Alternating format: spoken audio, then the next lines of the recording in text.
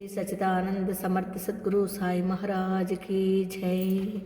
ఇంకా మనము గురు చరిత్ర పారాయణంలో 47వ అధ్యాయంలోనే ఉన్నామండి. మరి నిన్న స్వామి వాళ్ళందరికీ భక్తులకి మాట ఇచ్చారు కదా వస్తారని. అందరూ ఒకే రోజు ఏడుగురు దగ్గరికి వెళ్ళాలండి. ఆ స్వామి ఆయన నేను వస్తాను అని చెప్పారు. ఎలా వెళ్తారో చూద్దామండి. చివరకు ధనత్రయోదశి రానే వచ్చింది. ఆ రోజు ఆ 7 గ్రామాల పెద్దలు శ్రీగురుడు తప్పక తమ ఇంటికి రాగలరని తలచి ఎవరికి వారు ఎంతో వైభవంగా ఏర్పాట్లు చేసుకున్నారు. ఆయా గ్రామస్తులు కూడా స్వామికి ఘనస్వాగతము పూజలకు సిద్ధమయ్యారు.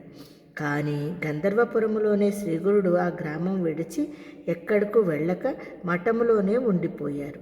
ఆనాటి సాయంత్రము మంగళ స్నానము చేసే సమయంలో శ్రీగురుడు 7 రూపాలలో ఆ 7 గ్రామాలకు వెళ్ళారు. అయినప్పటికీ 8వ రూపములో గంధర్వపురములోనే తమ మఠంలోనే ఉండి అచ్చటి వారి పూజలు అందుకున్నారు. కొద్ది రోజులు ఆయన ఒక గ్రామానికి వెళ్ళి సంగతి మరొక గ్రామానికి పొక్కకుండా ఉండిపోయింది.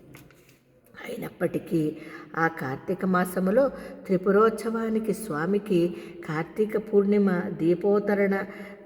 దీపతోరణాలు సమర్పించుకోవడానికి అన్ని గ్రామాల నుండి భక్తులు గంధర్వ నగరము చేరుకున్నారు. వాళ్ళందరూ అంతకు 15 రోజుల ముందు తమ తమ గ్రామాలలో జరిగిన ధనత్రయోదశి ఉత్సవం విశేషాలు చెప్పుకుంటుండగా ఒకరి మాటలు ఒకరికి నమ్మలేనివిగా తోచాయి. ఎవరికి వారు శ్రీగురుడు తమ ఇంటిని భిక్ష చేశారని చెప్పుకుంటూ ఒకరు మాటను ఒకరు ఖండించుకుంటున్నారు. ఎవరికి వారే ఆనాడు స్వామికి తాము సమర్పించుకున్న శాలువాలు కనకాలు నిదర్శనంగా చూపించి తమ మాటలు నిజమని నిరూపించుకోగలమంటున్నారు. అదంతా వింటున్న గంధర్వ పురవాసులు నవ్వి, మీ అందరికీ పిచ్చి పట్టిందా ఏమి? దీపావళి నాడు స్వామి ఎక్కడకు వెళ్ళనే లేదు. స్వామిని మేమే కదా ఇక్కడ ప్రత్యక్షంగా పూజించుకున్నాము అని మందలించారు.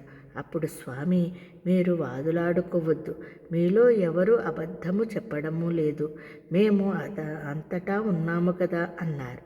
స్వామి ఆనాడు అన్ని రూపాలు ధరించి అందరి పూజలు అందుకున్నారన్న రహస్యము బయటపడింది. అందరూ ఆశ్చర్యచకితులై అటువంటి లీల తామెన్నడూ కనీ విని ఎరుగమని చెప్పి స్వామిని స్తుతించుకున్నారు. ఎంతటి కవులకు వర్ణించ సాధ్యము కాని ఆ లీలా త్రిమూర్తి రూపమైన అవతార పురుషునికి మాత్రమే సాధ్యమని కీర్తించుకున్నారు. కనుక నామధారక శ్రీగురు స్మరణకు మించిన జ్ఞానమేమున్నది? శ్రీగురుడే త్రిమూర్తి స్వరూపము.